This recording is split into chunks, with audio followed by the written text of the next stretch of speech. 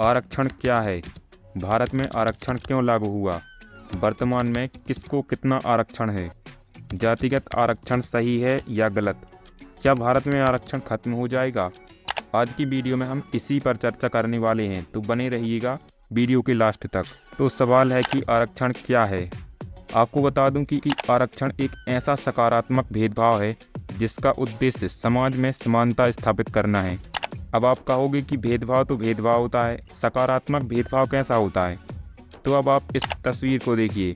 पहली तस्वीर में सक्षम व्यक्ति उस मैच को देख पा रहा है, लेकिन जो कमज़ोर व्यक्ति है वह मैच नहीं देख पा रहा है। और वही दूसरी तरफ एक सकारात्मक भेदभाव किया गया है जिसके द्वारा सभी को समान रूप से लाभ मिल पा रहा है। आज के समय में भारत ही नहीं बल्कि चीन, जापान, ब्राज़ील, अमेरिका जैसे देशों में भी आरक्षण की पद्धति है। भारत में 1882 में मूल रूप से विलियम हंटर और ज्योतिराव फुले ने जाति आधारित आरक्षण प्रणाली की विचार की कल्पना की थी, जबकि महाराष्ट्र में कोल्हापुर के महाराजा छत्रपति साहूजी महाराज ने 1901 में जो पिछड़े वर्गीय लोग हैं उनकी गरीबी को दूर करने और राज्य प्रशासन में उनकी हिस्सेदारी देने के लिए आरक्षण को शुरू किया था।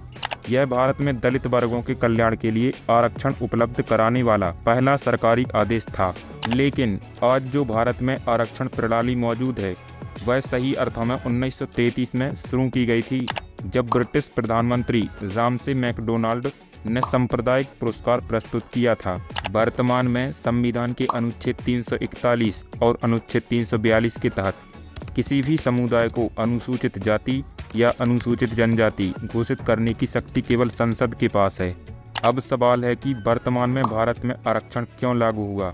तो जो सरकारी सेवाएं हैं और अन्य संस्थान हैं उनमें लाभ पाने के लिए समाज से जो पिछड़े हुए लोग हैं जैसे अनुसूचित जाति, अनुसूचित जनजाति, उनके सामाजिक एवं शैक्षिक पिछड़ेपन को दूर करने के लिए भारत सरकार ने भारतीय कानून की सहायता से आरक्षण पद्धति की शुरुआत की। कानूनन रूप से देश में आरक्षण की सीमा 50% से ज़्यादा नहीं हो सकती है। वर्तमान में देश में 49.5% आरक्षण है। ओबीसी को 27%, अनुसूचित जातियों को 50% और अनुसूचित जनजातियों को 7.5% आरक्षण की व्यवस्था है। इसके अलावा आर्थिक रूप से कमज़ोर सामान्य वर्ग के लोगों को 10% आरक्षण दिया जाता है। अब सवाल है कि आरक्षण सही है या गलत?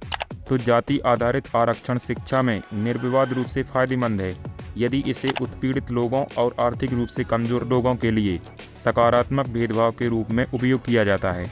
लेकिन वहीं दूसरी ओर जाति आधारित आरक्षण से समाज में रह रही विभिन्न जातियों के बीच भेदभाव उत्पन्न होता है, देश की एकता खंडित होती है और यह देश में जातिवाद को बढ़ावा देता है। अंबेडकर साहब चाहते थे कि जाति आधारित आरक्षण केवल 10 वर्षों तक ही जारी रहे, क्योंकि उनका विचार केवल 10 वर्षों के लिए आरक्षण लागू करके सामाजिक सद्भावना लाना था।